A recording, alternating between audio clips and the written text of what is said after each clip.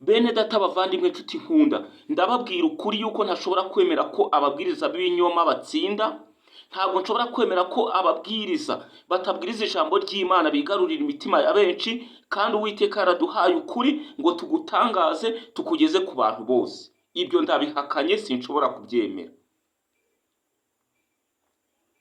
Ni ukubera iki umuntu yumvisha icyigisho, ni ukubera iki umuntu yumvisha ibimukora ku mutima wo kugira ngo ashake icyamukiza, ahubwo atangira gushaka uburyo yakwepa cyangwa se yakwirengagiza ibyo byigisho kugira ngo ubutumwa yumvishemo butamutera kuba yafata icyemezo, ahubwo agashaka kugira ngo akwepe ukuri, acenge ukuri, akabyinjiza no muri bagenzi be. Impamvu ni iyihe? Mu cyigisho natambukije ejo ku munsi washize, abantu benshi bibajije ibibazo. Abantu benshi bagiye banyandikira kuri WhatsApp bakambaza ngo ninde wakubwira ko iki cyorezo kibaye cyangwa se izi ngamba zafashwe atari iherezo ry'iyi si? Ibyo bintu ninde wabibabwiye?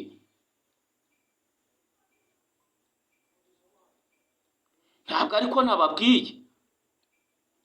Nababwiye ibyanditswe byera, mbabwira ubutumwa bwiza, mbabwira n'ikimenyetso cya nyuma Yesu yatanze kugira ngo agaruke. None nimba mudashobora kumva ibyanditswe byera, ntimwumve umwuka w'ubuhanuzi, ubundi muri gushaka iki?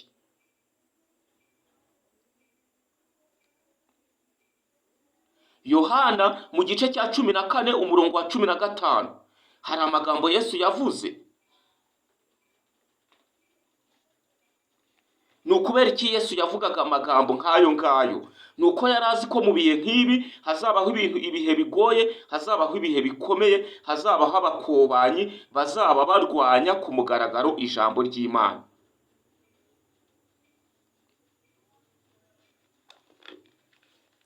Yohana igice cya 14 umurongo wa 15.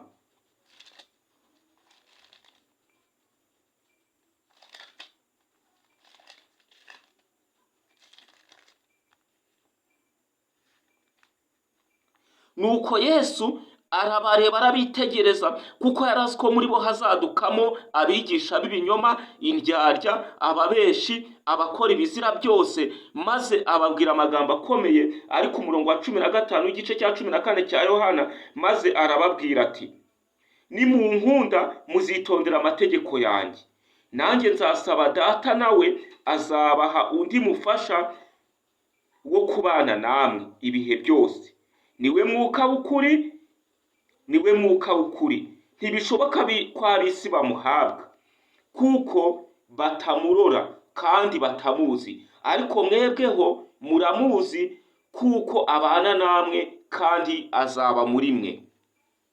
Nuko Yesu abwira abigishwa be n'intumwa, ndetse abwira n'abantu bose bari bamukikije, maze arababwira ngo nimunkunda muzitondera amategeko yanjye. Iri jambo ry'amategeko muryumve neza. Ni ukubera iki Yesu mu byo yavugaga byose yarengurizaga ku mategeko? Ni uko yari azi ko mu bihe nk'ibi abantu bazata Imana, bagata amagambo yayo, bagata ijambo ry'Imana, bagashingira imyizerere yabo ku marangamutima yonyine, ariko bakirengagiza icy'ingenzi kizatuma bamenwa n'Imana, cyangwa se Uwiteka bandika mu bitabo bye byo mu ijuru, ibitabo by'ubugingo. Nuko Yesu amaze kubibona, atangaza amagambo akomeye ari muri Yohana igice cya 14 umurongo wa 15, maze arababwira ngo nimunkunda muzitondera amategeko yanjye. None se nimba umuntu avuze ati niba unkunda ugomba gukora ibi, warangiza ukarengaho ntubikore, uheraho uvuga ko umukunda? Uheraho uvuga ko muziranye? Nimba utari umubeshi, utari indi manganyi, utari umurimanganyi, izo nsengero mwashinze, ayo madini mwahanze yose yubakiye ku musenyi, kuko mudakunda Kristo, mudakunda Yesu nk'uko yabivuze muri Yohana igice cya 14 umurongo wa 15. Bene data bavandimwe, uyu munsi tugiye kwiga icyigisho gikomeye cyane. Impamvu nateguye iki cyigisho ni ukugira ngo nsubize ikibazo abantu benshi bibajije ubwo nabagezagaho icyigisho cyabanje, mbamenyesha ko icyorezo icyo ari cyo cyose, ingamba izo arizo zose zafatwa na bene igihugu runaka, abayobozi b'ibihugu bitewe n'impamvu runaka, hakabaho gahunda yo guhagarika imisengere kugira ngo icyo kibazo kibanze gikemuke. Ntabwo ari ubuhanuzi busobanura ko Yesu agarutse, ibyo ndabihakanye, ibyo siko biri, ntibizabaho, ntibizigera binabaho. Uyu munsi ngiye kubagezaho icyigisho gikomeye cyane gifite umutwe w'amagambo uvuga ngo ikimenyetso kimwe cyonyine Yesu akagaruka. Ikimenyetso kimwe cyonyine Yesu akagaruka. Mureke dusenge. Uwiteka Mana ikomeye kandi Mana ikiranuka, imbaraga zawe no gukomera kwawe birahagije, kandi imibereho yacu ishishikazwe no kugushaka. Turakwinze kugira ngo umwuka wawe wera atumanukire, kandi umwuka wawe wera yuzure intekerezo zacu. Ukuri kw'ijambo ryawe kuba inkingi n'urumuri bizatuma twuriraho tugere iwawe mu ijuru. Utubabarire amakosa yose yatubonetseho mu bihe byashize, kandi Uwiteka wirengagize ibibi byose twakoze mu gihe tutari twakakumenye, maze Uwiteka nitumara gusobanukirwa neza nuko turi abanyabyaha turusheho kukwiyegereza, maze tubashe gushikirana nawe, utwezeho ibyaha byacu nk'uko wemeye kwitangamo igitambo gikiza, ukemera kumena amaraso yawe ndetse ugapfa urupfu rwo ku musaraba kugira ngo twese tuzabone ubugingo buhoraho. Uduhe gusobanukirwa n'iki cyigisho gikomeye, kandi uturinde amarangamutima yacu yo kwishira hejuru, ahubwo umwuka wawe wera abane n'intekerezo zacu, mu izina rya Yesu, amen. Ndashimira abantu benshi bagiye banyandikira kuri WhatsApp yanjye. Nawe ushobora kubikora unyuze ku murongo wa 0787306536, ukabasha kubaza ikibazo wifuza, ukabasha gusobanukirwa n'ikibazo cyose ufite. Ikibazo cyose wabaza kiri mu byanditswe byera cyangwa se kidasobanukiwe mu ijambo ry'Imana, twafatanya tugasoma Bibiliya tukabasha kugisobanura, kandi ukanyurwa ukamenya umurongo nyawo uhagazemo uyu munsi. Ikimenyetso kimwe ubundi Yesu akagaruka. Ikimenyetso ntabwo ari uko insengero zafungwa, ikimenyetso ntabwo ari uko icyorezo cyakwaduka, ikimenyetso ntabwo ari uko intambara zaba, ahubwo hari ikimenyetso kimwe byanze bikunze kigomba kuzabaho mbere y'uko Yesu agaruka. Icyo kimenyetso nicyo ngira ngo turebe. Abanditsi barabivuze, Yesu arabivuga. Nuko Yesu, nk'uko nabibabwiye mu cyigisho cyabanje muri Matayo igice cya 24 umurongo wa 14, maze arandika ati, kandi ubu butumwa bwiza bw'ubwami buzigishwa mu isi yose ngo bube ubuhamya bwo guhamiriza amahanga yose, nibwo imperuka izahera ko ize. Bavandimwe nshuti nkunda abanyamadini, namwe mwese mugize amasosiyete ayo ariyo yose, namwe mwese mwashinze bizinesi mu madini, ubu abantu benshi b'abanyamadini bababaye, abantu bumiwe. Ni kubera ikizi? Bari bafite indonke mu bakirisitu. Wewe urafata abantu bafite ubwenge, abantu bafite ibitekerezo, ukabanyunyuza ati muzane. None ubonye habayeho akantu ko kuvuga ngo insengero zibe zihagaze kubera impamvu runaka, utangiye gutanga ibyigisho ku maradiyo, utangiye gutanga ibyigisho usaba ko habaho guca inkoni zambaye, insengero zikongera zigafungurwa. Muri izo zose hari urwo wubatsemo. Nkaho wababajwe nuko insengero zifunzwe, umutima wawe utarakizwa ngo wiyegurire Kristo, ahubwo ubabajwe nuko amaturo agiye kuba make. N'ubundi ufite umutima wo gutura azatura, ntabwo azatura uko yinjiye mu rusengero, azatura bitewe nuko hari icyo Imana yamukoreye, hari icyo ashimira Imana, nta kizatuma adatanga ituro, kandi iryo turo rizakora ibyo ryakagombye gukora.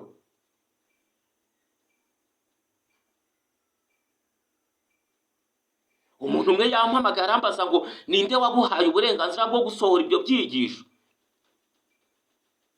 Uburenganzira nabuhawe na Kristo muri Matayo igice cya 28 uhereye ku murongo wa 1.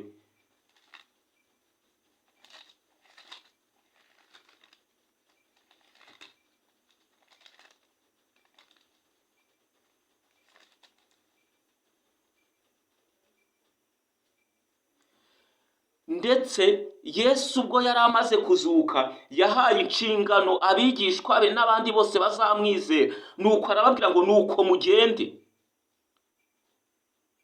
Ndatekereza ko wambajije icyo kibazo ntimusubije. Uwahaye ubwo burenganzira ni Yesu Kristo, watubwiye ngo nuko mugende mu mahanga yose mwigisha ubutumwa bwiza bw'ijambo ry'Imana, kandi abantu bose bazemera bazabatizwe mu izina rya Data n'iry'Umwana n'iry'Umwuka wera.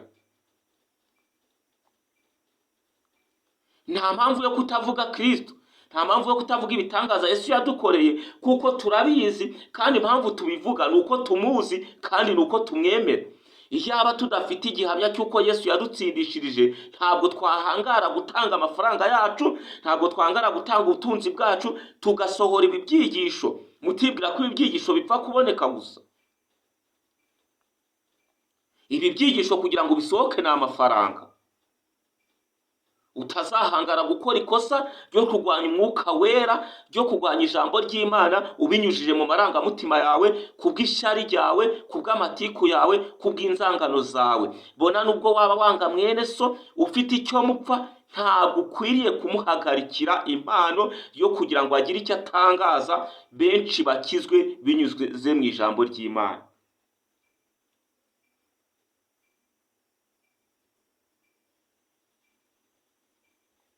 Nuko ku murongo wa 16 wo ku gice cya 28 cya Matayo, Yesu arababwira ngo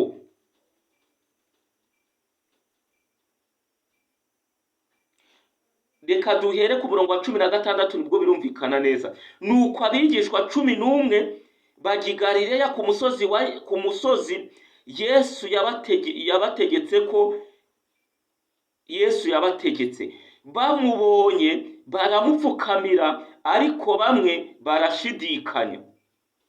Ubwo Yesu yari akimara kuzuka, abigishwa be bamwe barabyemeye, abandi ntibabyemera. Maze kubera yari yarabategetse ngo muzansanga i Galileya niho muzansanga, nuko bajyayo bamusanga kuri uwo musozi. Maze bamubonye bamwe baramupfukamira, abandi barashidikanya.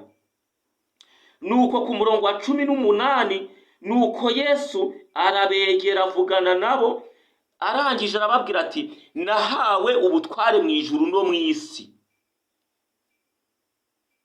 Babandi rero bajyaga babaza ibibazo, babandi bajyaga bandika kuri WhatsApp, babandi bajyaga bampamagara, igisubizo ndakibahaye. Matayo igice cya 28 umurongo wa 18, Yesu niwe watanze uburenganzira bwo kugenda tukabwiriza, tukavuga ubutumwa bwiza. Ufite impano wese yo kubwiriza ubutumwa atanyuranyije n'ijambo ry'Imana afite uburenganzira bwo kuvuga ijambo ry'Imana, Abanyarwanda bakaryumva, abanyamahanga bakaryumva, n'abandi bantu bose bazizezwa ukuri n'ijambo ry'Imana ryanditswe mu gitabo cyera bagomba kuryumva. Nta muntu n'umwe ufite uburenganzira bwo kumpagarika kuvuga ijambo ry'Imana, mu gihe ibyo mvuga byanditswe mu bitabo. Namwe mwese mugendana, mugabanye amashyari, mugabanye amatiku, dufatanye kumva ijambo ry'Imana. Nuko Yesu aravuga ngo nahawe ubutware bwose mu ijuru no mu isi. 19, nuko mugende muhindura abantu bo mu mahanga yose abigishwa, mubabatiza mu izina rya Data wa twese n'Umwana n'Umwuka wera, mubigisha kwitondera ibyo nababwiye byose, kandi dore ndi kumwe namwe iminsi yose kugeza ku mperuka y'isi. Aha hantu mubibaze cyane. Ikimenyetso kimwe gusa, Yesu akagaruka. Hagiye habaho ibyigisho byinshi, abantu benshi bagiye bigishwa, abantu benshi bakabaza ibibazo, ariko igihe kirageze kugira ngo dushire ukuri ahagaragara, ukuri tugushire hanze. Ufata icyemezo agifate, utagifata agume mu kigare, agume mu kinyenga cy'idini. Ni akazi ke, amaraso ye ntazabarwe kubigisha, kuko ntacyo tutakoze dusobanura ijambo ry'Imana. Iri somo muryumve kandi muryitondere. Muri Yohana igice cya 14 umurongo wa 15, Yesu arababwira ngo nimunkunda muzitondera amategeko yanjye. Mwibuke nanone amagambo ari muri Matayo igice cyaho cya 8 umurongo wa 15. ndagenda ngerageza kubereka amasomo nyahuza n'ayandi kugira ngo buri muntu wese asobanukirwe n'uruhande ahagazemo. Ubwo turaba dusobanura ikimenyetso cya nyuma Yesu akagaruka, ba bandi bari bafite imitekerereze yo gupfobya no kunenga ijambo ry'Imana bamenye uruhande bahagazemo.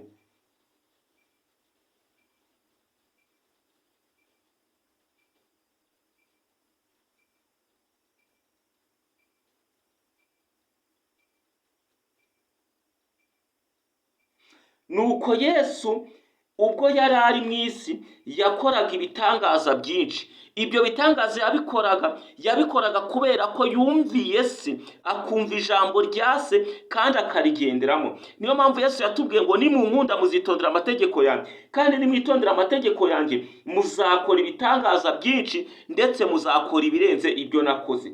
Uyu murongo wa 15 w'igice cya 8 cya Matayo, impamvu nashatse kugira ngo tuwusome, nagiraga ngo nerekane imbaraga zo kwizera ijambo ry'Imana izo arizo. Ku murongo wa 15, nuko amukora ku kuboko ubuganga bumuvamo, arabyuka aramugaburira. Imana y'amahoro ihimbazwe. Yesu yakijije abantu benshi akoresheje ijambo rye, akoresheje ijambo ry'Imana.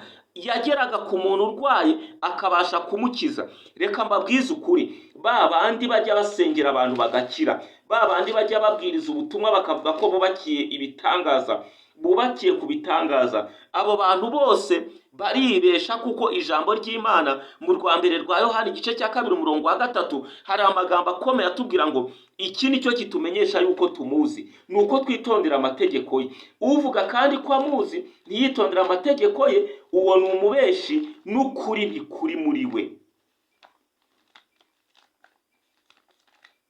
Urwandiko rwa mbere rwa Yohana igice cya 2 umurongo wa 3 havuga ngo iki?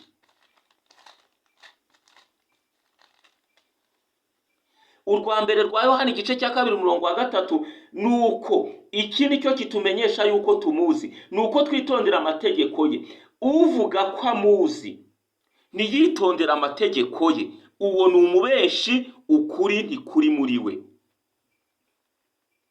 Kandi Yesaya we yabihanuye neza muri Yesaya igice cya 8 umurongo wa 20, arangije aravuga ngo nimusanga amategeko y'Imana nibiyihamya, nibatavuga ibihwanye n'iri jambo nta museke uzabatambikira. Bashobora gukiza, bashobora gufasha, bashobora kubwiriza, bashobora kubatiza, ariko nta jambo ry'Imana rizigera ribayobora. Bazahora mu butware bwa Satani, bazahora mu butware bw'imwijima, kandi bazaguma kugendera mu kigare n'ikinyenga cy'idini. Ari nayo mpamvu mwumvisha ibikuba byacitse. Abanyamadini benshi, abapasitoro, abayobozi b'amadini, abashehe, bamwe mu bapadiri bacitse ibikuba bamaze kumva ko hari insengero zafunzwe, barongeye baravuze ngo agafaranga turongeye turakabuze. Reka mbabwire ikimenyetso cyanyu mu bundi Yesu akagaruka. Muribesha cyane. Ntabwo icyorezo cy'ubushita ari ikimenyetso cya nyuma kugira ngo Yesu agaruke. Ntabwo kuba insengero zigiye gufungwa, ndetse reka mbabwire munitega ibirenze ibingibi. Mu minsi iri imbere hashobora kuzagaruka guma mu rugo, kandi iyi guma mu rugo ikazaza ifite imbaraga zirenze iyabayeho mu gihe cya COVID-19. Uzagana he?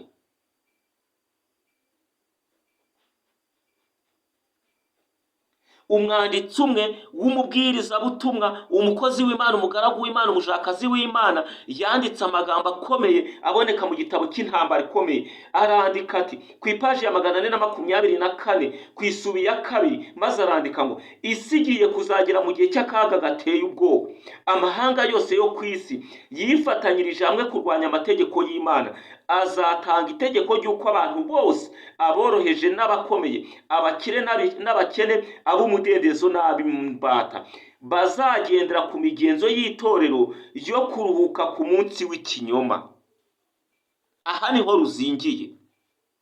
Aha niho isi yose yakabaye ireba. Aha niho abanyamadini bose bakwicaye bakiga. Aha niho abanyamadini bose bakwicaye bagasoma. Isi igiye kuzagera mu gihe gikomeye cyane giteye ubwoba, ubwo leta zo mu isi zifatanyije n'amadini yayobye y'ubuprotestant yose bazafatanya na Kiliziya Gatolika y'i Roma. Ndavuga Kiliziya yubatse ku butaka bwa Vatikani, aho icyicaro gikuru kiri i Vatikani.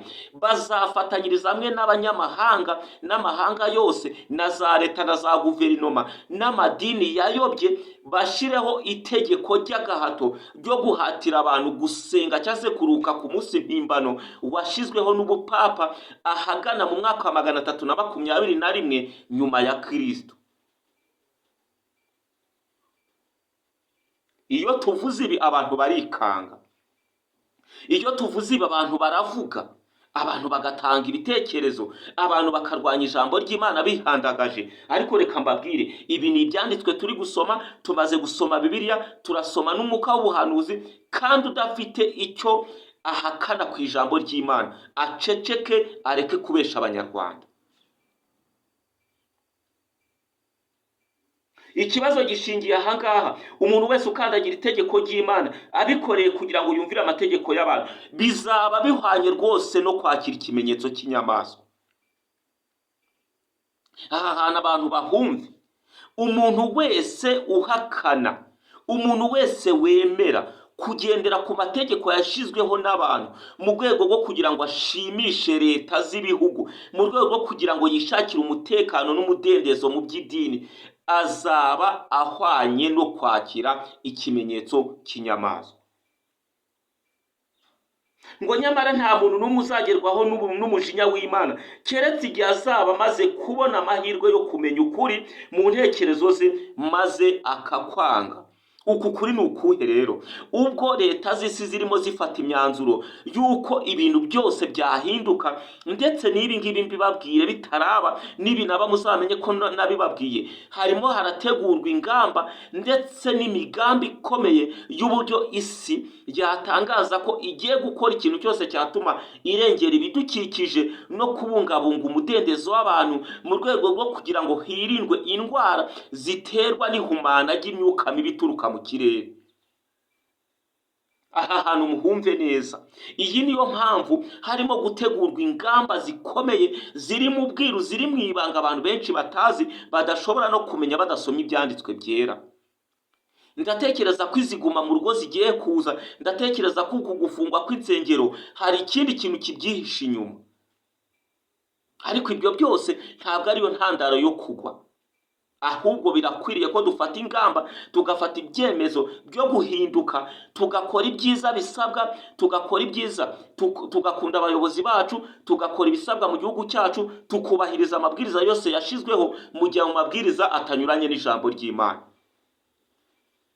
Ubwo Petero na Yohana n'izindi ntumwa bababuzaga kwigisha izina rya Yesu, mu byibuke neza mu byakozwe n'intumwa igice cya 5 umurongo wa 29, bavuze amagambo akomeye, baravuga ngo iyo bibaye ngombwa ko habaho amahitamo, ibikwiriye ni ukumvira Imana kuruta abantu. Ibi nanjye ndabivuga nshize amanga, ndabivuga nkomeje. Hari igihe kigiye kuzagera abana b'Imana bagahagarara mu kuri, tugahagarara imbere y'ubuyobozi, tugahagarara imbere y'abaturega, tukavuga ngo Yesu, Yesu, Yesu wenyine n'ijambo rye nibyo dushize imbere, izina ry'Imana rihimbazwe.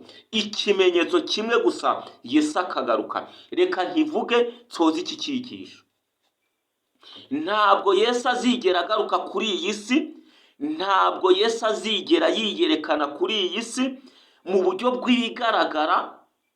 Aha hantu muhumve neza. Yesu tubana nawe umunsi ku munsi, Yesu ahora adufasha, ariko Yesu ntabwo azigera agaruka.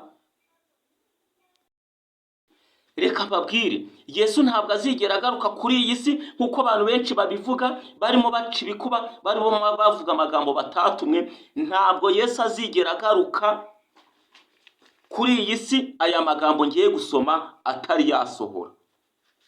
Ibi ndabivuze, ibi ndabihamije. Uwumva ashidikanya azana igihamya. Uwumva ashidikanya kuri iki ngiye gusoma azana igihamya kiri mu byanditswe byera. Turajya muri Bibiliya dusome, ducukumbure, dusesengure, n'ibinaba ngombwa turifashisha ibindi bitabo byanditswe n'abahanga. Ariko umuhanga uwo ari we wese ntabwo ashobora kwandika ibinyuranye na Bibiliya ngo tumushigikire, ngo tumwemerere. ayobora intekerezo zacu. Oya, Bibiliya yonyine niyo kwizera kwacu gushingiyeho. Ntabwo ibi bizigera bibaho. Iki cyorezo cy'ubushita cyaje, hazaza n'ibindi bigikurikire bibi bizaba bibi kurenza iki ngiki, ariko ntabwo Yesu aragaruka ngo ni uko icyorezo cy'ubushita cyabaye. Ibyo ni ibinyoma, ndabihakanye. Ikimenyetso cya nyuma ni iki ngiki: isabato izaba ikigeragezo gikomeye cyo kumvira, kuko ariyo shingiro ry'ukuri kw'intambara ikomeye. Isabato niyo izaba ikigeragezo cya nyuma mbere y'uko Yesu agaruka ku isi.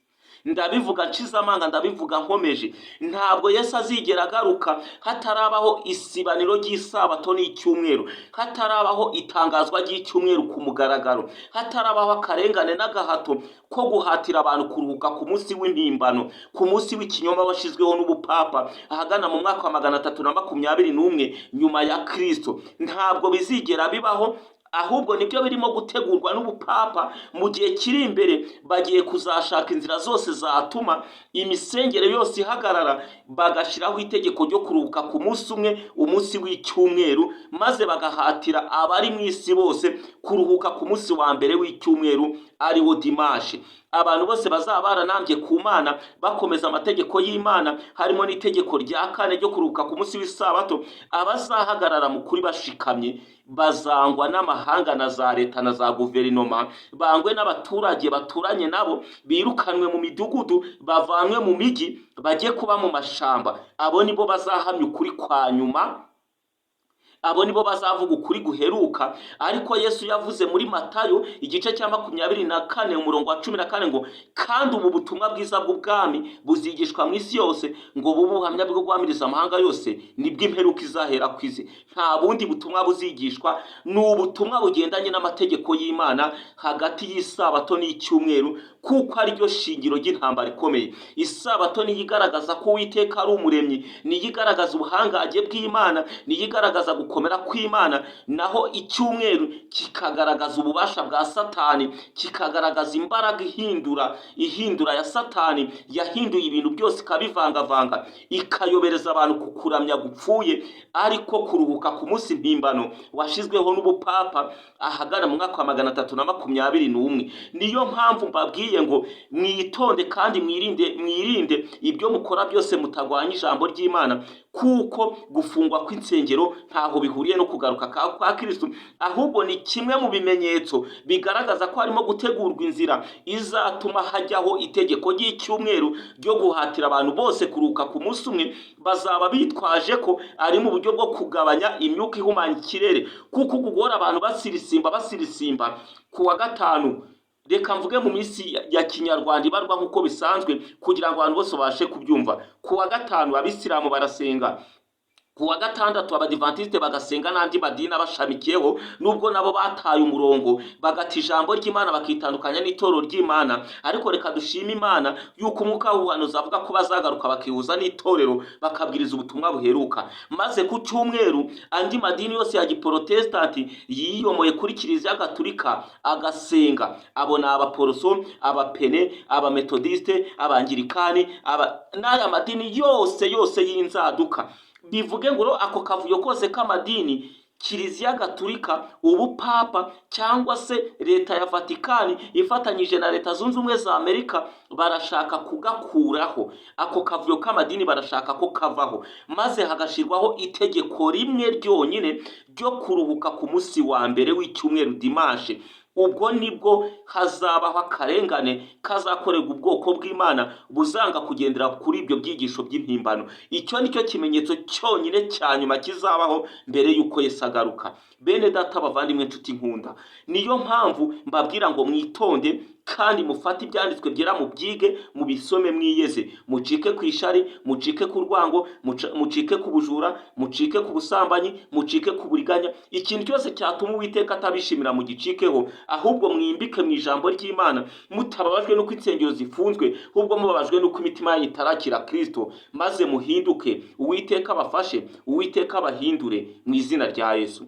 Tuzakomeza n'ibindi byigisho. Uko muzajya mutanga ibitekerezo, nzajya mbagezaho ibyigisho bijyanye n'ibibazo mwabajije, kandi no mu gihe mutabajije ibibazo nzajya nkomeza kubategurira ibyigisho, ndetse uyu munsi niyemeje ko buri munsi muzajya mwakira icyigisho gishya kugira ngo habeho kuvugururwa kw'imibereho yanyu. Uwiteka abibafashemo kandi Uwiteka abidushoboze, nanjye Uwiteka ampa imbaraga n'ubuzima buhagije kugira ngo mbone uburyo njya mbategurira ibyigisho, kandi ibyigisho mbere yo kugira ngo bibahindure nanjye bibanze bimpindure, binkore ku mutima, kuko nanjye ntabwo ndi umukiranutsi, ndi umunyabyaha mugenzi wanyu, ariko ndi umwe mu bo Yesu yapfiriye. Niyo mpamvu dufatanyije kuvuga ubutumwa kugira ngo imitima yacu ihinduke, twitegure ubwami bwa Kristo bugiye kwimikwa mu izina rya Yesu, amen.